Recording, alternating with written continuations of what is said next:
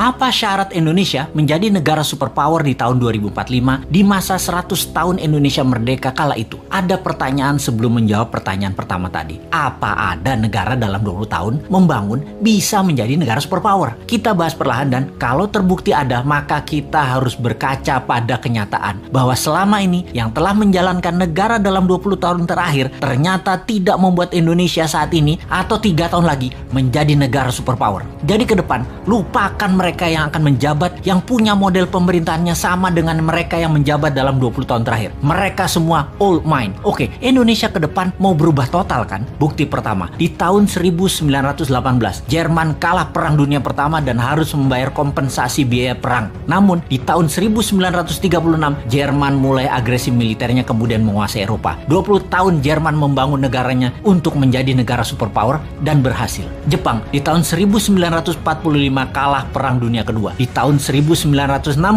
Olimpiade modern pertama di dunia diadakan di Tokyo. Dunia terkejut dengan kemajuan teknologi dan ekonomi Jepang hanya dalam 20 tahun. Itu bukti kedua. Tiananmen 1989, Tiongkok tumpah darah. Investor barat hengkang dari Tiongkok. Tiongkok di bawah Deng Xiaoping melawan dunia termasuk mengatakan Gorbachev goblok dan sejak saat itu mereka menjalankan sistem moneter sendiri hingga di tahun 2008 Olimpiade Beijing. Dunia tersentak. Tiongkok menjadi negara sangat kaya hanya dalam 20 tahun. Ketiga itu terjadi dalam kurun waktu 20 tahunan membangun negaranya. Atau kalau kita mau tambah lagi termasuk bagaimana membangun Dubai, city country tersebut menjadi negara makmur hanya dalam 20 tahun. Kembali ke Indonesia. Bagaimana kita melihat Indonesia dalam 20 tahun terakhir? Siapa saja pemimpinnya? Apakah mau lagi dengan mereka-mereka dan orang-orang yang sepemahaman dengan mereka? Kita detailkan. Selama 20 tahun terakhir siapa yang menjabat? Mereka adalah 3 tahun Ibu Mega, 10 tahun Pak SBY, dan 7 tahun ini Pak Jokowi. Apakah dalam 20 tahun ini Indonesia seperti Jerman setelah Perang Dunia Pertama menjadi negara superpower? Apakah Indonesia menjadi negara maju modern seperti Jepang setelah Perang Dunia Kedua? Dan 20 tahun ini apakah Indonesia menjadi negara maju seperti Tiongkok setelah Tiananmen di tahun 1989?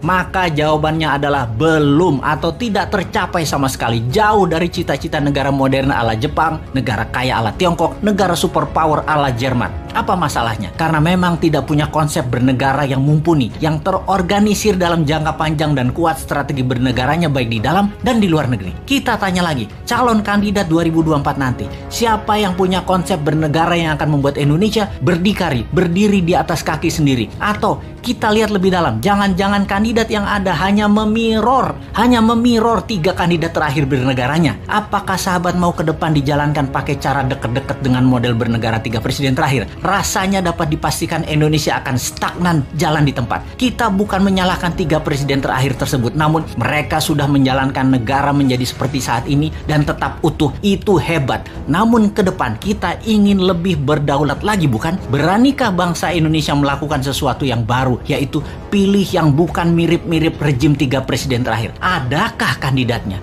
Sungguh, sekali lagi kita tanya, maukah pemimpin baru yang punya tim baru yang segar, yang berbeda, dan berani melawan arus utama perpolitikan lokal serta internasional, atau tetap memilih mereka yang saat ini ada di dalam etalase yang semuanya memirror 3 presiden terakhir di Indonesia? Kalau saya pribadi, saya capek dengan yang ada. Akan terukur sekali pencapaiannya kalau kira-kira dengan para kandidat yang ada saat ini. Bagaimana menurut sahabat? Siapa yang bisa membuat Indonesia menjadi negara superpower di tahun 2045 itu?